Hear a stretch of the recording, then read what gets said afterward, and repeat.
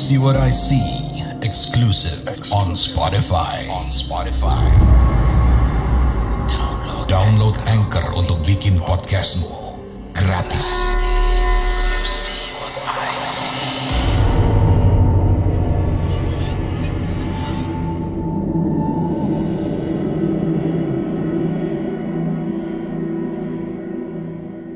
Assalamualaikum warahmatullahi wabarakatuh. Halo warga desa Sukawedi, kembali lagi bersama saya Mr. Popo di YouTube-nya Do You See What I See.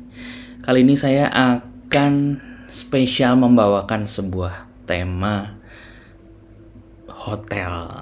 Siapa yang nggak pernah nginep di hotel? Nah, belakangan ini gue sendiri sering dapat kerjaan dari berbagai macam kementerian sih sebenarnya. Di kantor juga, dan di kantor ini terakhir sempat jalan-jalan ke beberapa kota, dan juga kegiatan dari beberapa kementerian juga sering dapat undangan juga ngisi acara di berbagai macam kota, baik itu kota besar maupun kota kecil ya. Nah, setiap kali main ke kota itu pasti nggak cuman sehari gitu ya, jadi pasti kayak dua hari atau 3 hari bahkan. Dan itu beragam banget hotelnya, dari hotel yang bintang kejora sampai yang nggak ada bintangnya. Dan yang lucu nih ya, ini pengalaman gue ceritain dulu, ini pengalaman pribadi. Jadi sempat berkunjung ke, pertama kali kemarin ketemu sama tim yang ini nih di satu kementerian ini di Jogja. Jadi kebetulan ngineplah di satu tempat Jadi tempat pariwisata yang paling utama lah di Jogja, di jalan itu tuh. Nggak usah sebut ya, pasti ketahu. Dan ketika habis ngisi acara, nah si audiensnya ini, gue lagi ngisi tentang sebuah program kewirausahaan, dan audiensnya ini cukup banyak, ada sampai berapa ratus gitu ya. Dan ternyata ada beberapa dari mereka itu kenal gue dari, entah itu dari cerita Rumah Eyang atau mereka juga penonton Do You See What I See gitu. Wah, lucu deh. Jadi ketemu sama orang-orang yang memang berbeda kesempatan ya gitu. Kayak ini ngomongin kewirausahaan, tapi ternyata mereka tahu gue juga ada channel horor gitu. Rame lah tuh habis acara, dan ternyata si orang-orang kementerian ini juga baru tahu ini, padahal sebenarnya udah kerja beberapa kali sama mereka gitu ya. Bahkan udah bertahun-tahun, dari tahun 2018. Nah, akhirnya heboh, foto-foto dan lain-lain. Nah, akhirnya si orang kementerian ini ngajak orang hotel gitu. Dan ternyata orang hotel ini juga kayaknya pernah nonton gue gitu, di entah itu di Reddit ataupun di Do You See What I See. Nah, akhirnya mereka tiba-tiba habis acara nih ada sesi foto. Terus tiba-tiba orang kementeriannya sama orang hotelnya bahkan ngajak gue gitu, kayak, "Ayo mister, kita ke satu tempat yang banyak orang bisa lihat," gitu katanya. Ayo, terus akhirnya kayak kita menuju ke satu tempat yang buat mereka dispesialkan lah gitu ya. Nah, akhirnya kita jalan rame-rame ke sana sambil nanya, "Gimana, mister, ada apa di situ?" Waduh, gue ketawa banget. Ya jelas nggak ada, ya nggak tahu ya, nggak ada apa-apa ya. Nama juga nggak ngeliatin yang kayak gitu. Cuman emang vibe-nya di hotel itu, dan terutama di kamar yang mereka bilang spesial itu, agak-agak gimana waktu itu ya, karena emang ada cukup luas. Terus untuk sebuah kamar itu buat gue juga terlalu besar, karena itu emang kamar spesial tamu istimewa gitu ya. Maksudnya bukan kamar hotel yang biasa gitu. Dan ada sebelumnya bahkan mereka bilang ini cukup menyeramkan, karena sebelumnya ada di dalam kamar itu ada patung, ada lukisan, ya jelas lah ya, udah terindikasikan begitu gitu. Nah itu satu. Jadi setelah kejadian itu kebetulan hari itu emang gue ngajak Mas Ruli buat datang ke Jogja waktu itu. Nah Mas Ruli nyusul dari Cirebon, dan akhirnya nginep bareng lah di sana di hotel itu. Nah di situ gue, Mas Ruli sama Mbak Devi ketemu lah. Nah ceritanya malamnya kita lagi ngedit stok buat cerita di Spotify gitu kan, buat podcast. Nah Mas Ruli kebetulan ngedit cerita tentang hotel lah gitu ya. Dan ini kita dengerin bareng ngedit tentang hotel di hotel. Jadi ceritanya tentang hotel di, gue lupa episode berapa. Nah abis selesai ngedit ya udah kan, kita habis jalan-jalan makan di seputaran jalan itu. Akhirnya ya tidur lah, nggak terlalu malam. Kalau gue ya tidur aja gitu kan. Kamarnya ini ada dua tempat tidur gitu kan. Si Mas Ruli ternyata ya entah nggak bisa tidur, pokoknya gue tidur duluan lah. Sampai akhirnya pagi hari subuh gitu gue bangun, karena biasa alarm bunyi, azan bunyi, terus gue bilang bang gue bangun. Begitu gue bangun tuh Mas Ruli di sebelah dan udah bangun. Entah udah bangunnya bareng karena dengerin alarm gue, atau emang udah bangun dari tadi ya. Tapi pas gue jalan mau ke kamar mandi, mau wudhu, tiba-tiba Mas Ruli ngintilin gitu kan. Gimana Mas? Airnya? Hah? Air apa? Iya, akhirnya Mas Ruli cerita tadi malam airnya hitam. Dia bilang gitu. Hah, airnya hitam gimana? Iya, di wastafel sama di bathtub airnya hitam. Si Mas Ruli bilang gitu. Ah, yaudah deh coba gitu kan. Gue nyalain tuh air wastafel, baik-baik aja. Terus nyalain air di bathtub, baik-baik aja. Wah, salah kali. Atau pikiran gue emang satu, mungkin lagi dikuras kali torrentnya atau gimana. Tapi Mas Ruli bilang, enggak kok, katanya udah dinyalain berapa lama airnya tuh hitam terus gitu. Wah, penasaran lah ya. Penasaran, akhirnya pas mau sarapan. Nah, pas mau sarapan kebetulan ada Rumboy itu di depan kamar. Mas, semalam airnya hitam. Apalagi ada jadwal pembersihan air malam hari gitu ya. Mungkin aja kan logisnya gitu ya. Jadi pembersihan mungkin bersihin air ya malam hari gitu. Ya udah, ternyata dijawab sama si masnya katanya enggak. Terus gue sama Mas Ruli kayak, wah ya udahlah ya. Ya mungkin gue sih sengaja nakut-takutin biar nggak takut sendirian maksudnya. Nah itu satu kejadian. Nah sejak kejadian di hotel itu, jadi kalau setiap kali ada kerjaan sama si kementerian ini kan emang ada semacam kegiatan bimbingan teknis keliling-keliling beberapa kota gitu ya. Dan kota-kotanya tuh bukan kota-kota besar yang kayak Jogja, Surabaya gitu-gitu, enggak. Tapi ada yang pernah ke daerah-daerah kecil lah gitu ya. Daerah-daerah yang bukan, yang hotelnya pun nggak banyak hotel yang bagus banget gitu. Nah uniknya gara-gara si teman-teman kementerian ini tahu gue kreator horor gitu, mereka tuh suka iseng dan menjebak lah gitu. Dia bilang karena tadinya manggilnya Mas Rizky gitu ya, karena kenal gue di si, akhirnya mereka manggilnya Mas Popo gitu. Terus Mas Popo, kita udah cariin hotel nih.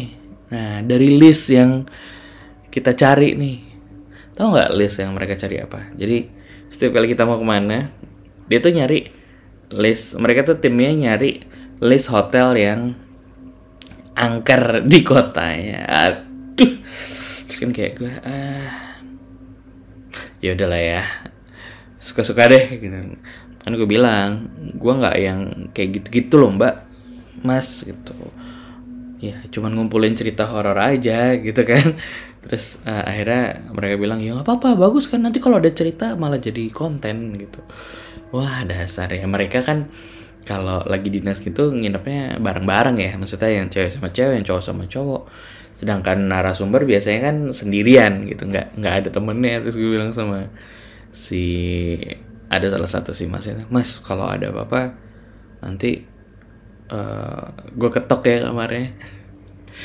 Nah benar tuh, suatu hari kita ada perjalanan dinas ke Labuan Bajo. Nah di Labuan Bajo tuh begitu sampai di sana, gue datang waktu itu H-2 bahkan ya, karena katanya cukup padat penerbangannya dan nggak banyak gitu ya waktu itu. Terus begitu sampai di Labuan Bajo, si sinyal gue kan pakai M3 ya, pakai Indosat. Kok di sana nggak ada sinyal sama sekali. Terus katanya harus ganti mas, di sini harus pakai Telkomsel gitu. Karena yang ada sinyal cuman itu. Oke. Ya udah, akhirnya beli perdana di sana dan sinyalnya juga nggak bagus gitu ya. Maksudnya nggak yang kayak ya namanya juga di kepulauan gitu ya. Ya udah, terus akhirnya kita menuju ke sebuah hotel. Nah hotelnya ini terkenal gitu ya. Gue sering banget dengar nama hotel ini, cuman belum pernah lah nginep di hotel itu, atau di hotel itu tapi di kota lain gitu. Nah pas sampai di hotelnya ternyata nggak yang emang sebayangan gue gitu, kayak bagus banget resort kayak di Bali dan lain-lain. Dan ternyata lorong-lorongnya pun outdoor gitu ya. Jadi hotelnya bertingkat tapi semuanya serba outdoor dan ethnical gitu. Gimana ya ceritanya? Ya bagus sih, cuman sepi gitu. Waktu itu lagi sepi banget ya di hotel itu. Nah, gue itu datang sebelum pembicara lain datang. Ada pembicara lain yang hadir hari setelahnya kalau nggak salah ya. Nah, gue nginep di lantai 3. Nah, karena belum ada yang datang, ya udah emang pokoknya suruh check in dulu dan gue menuju ke kamar. Nah itu gue naik ke atas dan ternyata memang itu gue bilang tadi, si lorong-lorong di depan kamar hotel tuh emang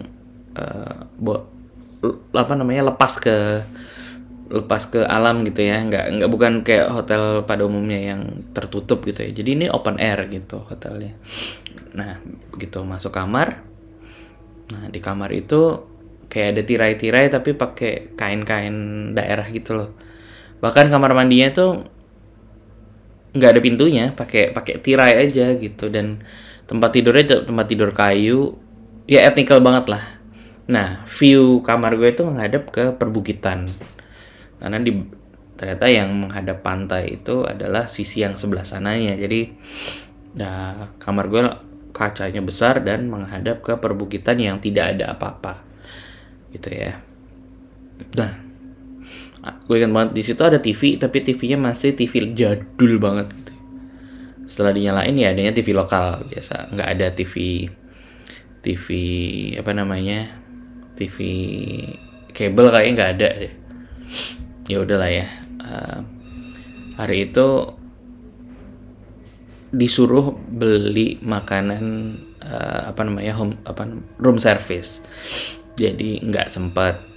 Emang panitianya masih sibuk dan kita nggak ada makan bareng dan lain-lain. Akhirnya ya room service begitu datang. Nah pas sore ceritanya pas sore itu karena emang gue kesepian di kamar, gue nanya ada ke kota nggak. Ternyata ada shuttle. Kalau nggak salah tuh perginya jam 5, pulang dijemput lagi jam 9. Jadi ada shuttle ke kota. Ya udah akhirnya gue ikut. Dan ternyata benar, Seattle sampai tengah kota yang nggak terlalu ramai juga. Gue makan lagi dan ngopi dan balik lagi ke hotel sekitar jam 9. Nah jam 9 itu gue belum ngantuk dan mencoba mainan HP, tapi sinyalnya sangat buruk sekali. Padahal di sana pelatihannya tentang digital marketing gitu ya. Ya mungkin nanti ada wifi lah, pikiran gue gitu ya. Dan wifi-nya juga nggak work gitu ya di sana, nggak bagus sama sekali bahkan. Akhirnya ya udah teleponan aja sama istri sama anak di rumah. Dan itu juga nggak lama karena udah malam. Ya udah akhirnya mencoba untuk tidur ayam-ayam gitu ya, coba tidur nyender dikit lah walaupun belum ngantuk. Karena di sana nggak ada suara apa-apa tuh di hotel itu, kayak sunyi banget, benar-benar sunyi banget. Gue nyalain TV juga kayak suasananya malah gimana gitu. Ya udahlah akhirnya mainan HP juga nggak bisa, akhirnya gue nyalain TV tipis-tipis gitu ya. Gue nggak mau terlalu kencang, tapi yang penting kayak serasa ada temen. Kasurnya jadul, pengalamannya jadul, kayak pemandangannya jadul banget. Gue tuh selalu punya rasa ketakutan tidur di tempat baru ya. Gak tahu kalian punya perasaan yang sama nggak? Bahkan kalau tidur di kamar yang beda atau nginep di mana gitu, kayak gue ada rasa insecure. Ya bisa jadi takut, bisa jadi kayak emang nggak nyaman aja gitu. Padahal ya udah, gue selalu kalau di tempat baru kan ya assalamualaikum, sholat dan lain-lain ya. Ya insya Allah lah aman lah gitu. Sampai akhirnya gue ketiduran tuh. Gue nggak lihat jam, pokoknya di malam itu tiba-tiba gue kebangun sama suara rame lah gitu kan. Ada suara rame dari luar. Terus gue pikir, wah siapa yang cek jam segini nih, udah gue udah tidur malah baru rame gitu. Jadi ada keluarga baru masuk lah kayak di depan kamar gue gitu ya. Mereka kayak bawa koper gitu, kruk, bawa barang-barang. Terus ada kayak sekeluarga lebih dari berapa orang gitu ya, mungkin 4 orang. Ada anak-anaknya yang lari-lari karena kedengeran pakai sendal gitu, ceplek gitu. Terus mereka sambil ngobrol gitu. Wah, gue pikir wah alhamdulillah nih ada tamu gitu, maksudnya ada teman di lorong itu, karena sejak gue check-in gue nggak lihat siapa-siapa gitu. Tapi di suara ini tuh kayak nggak habis-habis gitu. Ini gue mikir kayak ini orang mau check-in aja lama banget gitu. Dan gue ingat banget ini si kamar ini, jadi kuncinya tuh kunci manual gitu ya, masih pakai kunci biasa, bukan kunci yang tab gitu. Jadi kalau dibunyi itu pasti bunyi ceklek terus jegrek gitu, pasti bunyi kan. Nah ini enggak nih, si keluarga ini masih di depan aja lama gitu. Ada kali 5 menit gitu, 5 menit. Dan karena gue nggak lihat jam juga gitu ya, ini jam berapa ya, dia ada di depan kok nggak masuk gitu. Terus ketawa lagi anak-anaknya, teriak-teriakan gitu kan. Terus gue tungguin aja, kok nih orang-orang nggak masuk gitu kan. Terus gue penasaran dong, siapa yang datang. Ya harapan gue kayak mungkin pembicara lain yang bawa anak kali gitu kan. Ada soalnya sering kali pembicara itu bawa keluarga kalau lagi ada acara gitu ya, biaya mandiri gitu kan. Ya udah, terus akhirnya gue turun dari kasur, gue buka tuh pintu. Nah, itu masih ya, kalau gue lagi di situ tuh gue yakin orang-orang itu ada di depan kamar gue gitu. Begitu gue buka nih, cekrek, terus ada angin panas gitu ya, gue rasakan kayak anginnya panas sama lembab, kayak ya namanya juga di pantai dan itu kan emang outdoor gitu kan. Jadi kamar gue tuh dingin banget, sementara udara di luar tuh panas.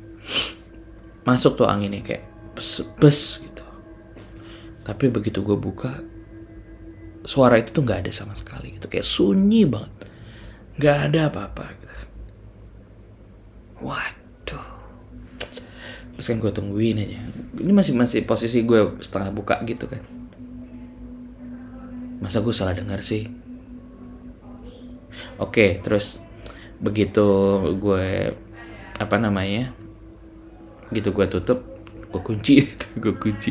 Gue cuman takut kalau ya nggak takut sih, gue cuman curiga itu adalah suara-suara yang ya nggak tahu ya, suzon gitu ya, kayak wah jangan-jangan ini suara demit deh gitu.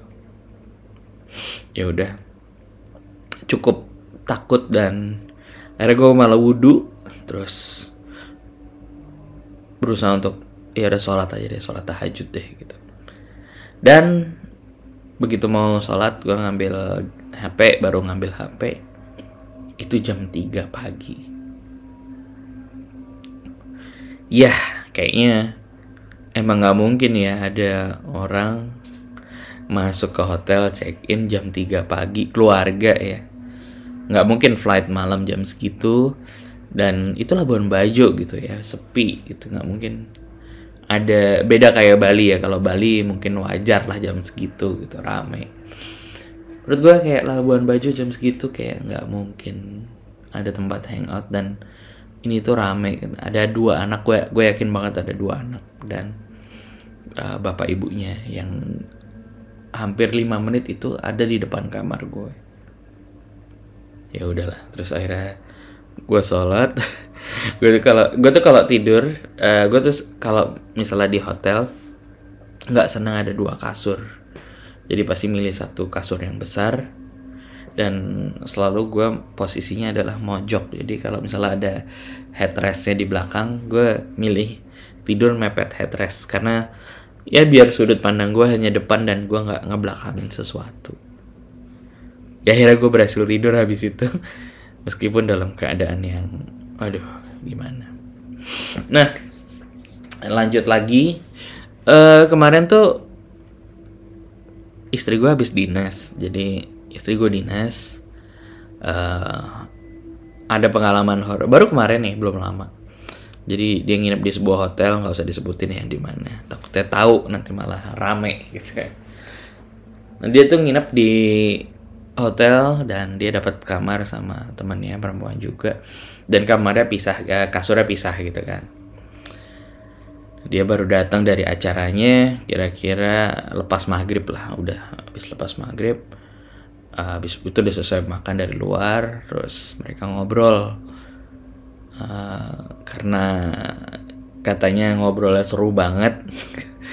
Gibah kali ya. Terus nggak sadar tuh tiba-tiba katanya istri gue tuh ngobrol sampai jam 11 malam. Jadi abis beres-beres mandi, terus tahu-tahu ngobrol keseruan sampai ketawa-ketawa ngakak itu, dan ngelihat jam udah jam 11. Jadi kayak istri gue tuh kayak bilang, apa sih ketawa sampai segitunya? Ya kan emang entah ngomongin apa gitu. Nah ada satu momen ketika mereka lagi ketawa ngakak gitu, katanya kayak kelepasan. Tiba-tiba lampu di depan itu, jadi di depan mereka tuh ada lampu. Di depan mereka tuh kan kasur, biasanya depannya TV ya, ada meja. Nah di depan itu ada lampu gitu. Tiba-tiba lampu itu nunduk gitu, kayak blek gitu. Kan lampunya lampu meja ya. Nah, tiba-tiba lampunya tuh kayak turun gitu, set gitu. Tapi mereka berdua lihat gitu. Karena emang mereka lagi ngadep ke sana kan. Mereka kaget, wah. Terus si temennya kayak, apa tuh mbak? Gitu. Wah letoy kali. Kata istri gue gitu ya. Letoy kali itunya, lampunya. Akhirnya si istri gue mau jalan menuju si lampu itu, mau dicek tuh lampunya. Apa emang kendor gitu kan. Nah akhirnya si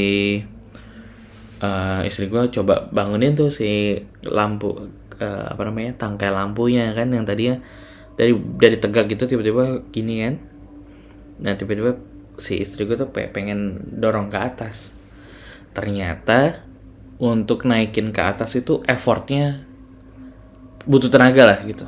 Terus dia coba simulasiin, bisa nggak ya kalau ini jatuh sendiri karena kendor. Ternyata enggak gitu, dan itu keras banget katanya. Bisa bangun lagi, cuman kalau mau ditundukin tuh keras gitu kan, kayak tiba-tiba mereka langsung kayak astagfirullah gitu. Nah si istri gue bilang gitu, astagfirullah, jadi deh gue sholat dulu, karena temannya ini non muslim sebenarnya. Nah ya udah aku sholat dulu katanya gitu. Nah sholatnya kiblatnya itu madep ke arah TV, jadi persis lurus gitu. Jadi istri gue tuh sholat di tengah-tengah antara dua kasur. Jadi kasurnya di sebelah kiri, temennya di sebelah kanan. Nah temennya nungguin, TV-nya mati. Jadi istri gue tuh sholat ngadep ke TV gitu kan. Pas sholat itu udah mulai Allahu Akbar. Pandangan sebenarnya kan ke bawah ya, tapi istri gue tuh sambil nggak tahu, katanya ngelihat ke arah TV itu. Di samping temennya itu ada orang cowok, dia ngelihat di bayangan dari TV gitu ya. Wah itu kayak dia mau teriak, mau teriak, takut ya, namanya juga lagi sholat, takut batal. Di satu sisi juga dia takut. Wah, terus dia tuh coba lihat kayak itu apa dia salah lihat gitu. Jadi malah sholatnya nggak fokus gitu.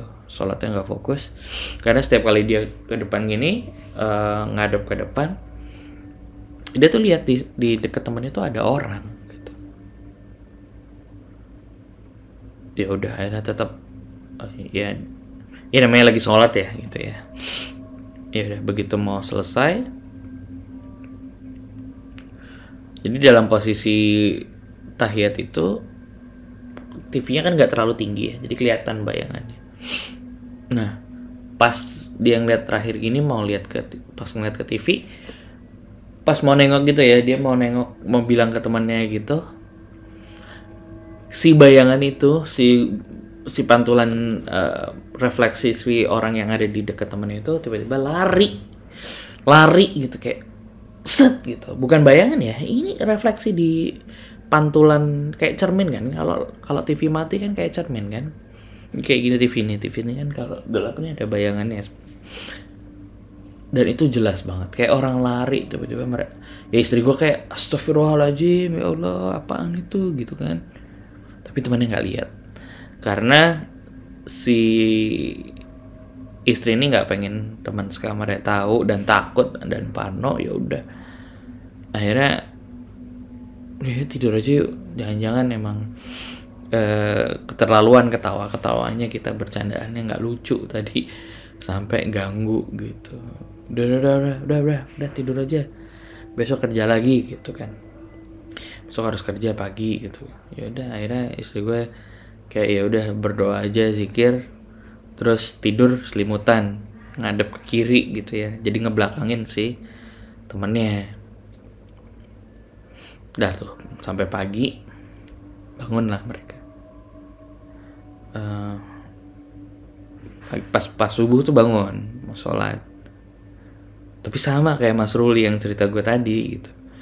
Pas si istri gue bangun, si temen ini nggak tidur dan mukanya lecek banget, kayak capek banget. Terus ditanyain, kamu nggak tidur? Kok mukanya gitu amat gitu? Ya mbak, gitulah gitu. Terus dia bilang gitulah gitu, ntar ya gitu. Hah, kenapa? Ya udah nanti, pokoknya nanti. Terus mbak mau ngapain? Mau sholat? Oh ya udah sholat gitu. Ya habis sholat mereka siap-siap, terus breakfast jam 6 gitu ya. Udah tuh sampai di bawah, si temen ini bilang, mbak lo bisa tidur semalam katanya. Bisa, kenapa emang? Iya, dia bilang gue gak bisa tidur nih mbak. Kenapa emang? Iya, semalam tuh gue pengen banget loncat masuk ke selimut lo katanya, tapi nggak enak banget gitu ya, namanya juga lebih senior kan, nggak enak kalau tiba-tiba kayak gitu. Kenapa emang? Iya, semalam kordennya gerak-gerak mbak, dia bilang gitu. Hah, gimana? Akhirnya dijelasin tuh. Jadi kan di sampingnya si temennya ini sebenarnya kan ke arah pintu sama korden kan. Jadi jendela itu luas, jendela itu lebar, dan view-nya keluar gitu kan. Nah, pas sudah malam itu bunyi kayak nah, karena lampunya juga nggak mati banget kan kelihatan ya.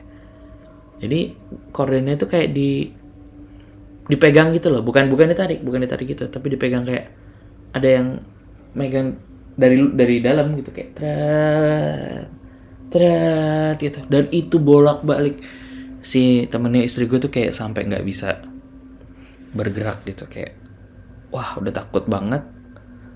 Dia mau manggil si istri gue aja sampai juga antara takut sama nggak enak dan nggak bisa gerak gitu ya.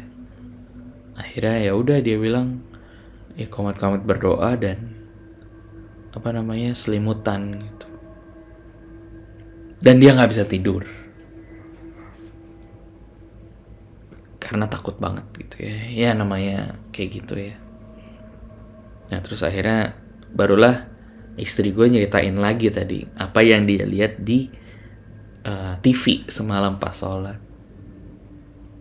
Wah, confirm deh. Jadi dia kalau suatu waktu nginep di situ lagi, dia akan nge-blacklist tuh si nomor kamar itu. Jadi akhirnya begitu balik dari dinas di sana, cerita lah ke teman-teman lainnya. Wah, kacau banget ya. Nah itu sebuah pengalaman, beberapa pengalaman di hotel ya. Ya namanya hotel emang buat gue sih selalu bikin deg-degan ya kalau nginep. Apalagi di hotel-hotel yang ya sama aja sih di hotel.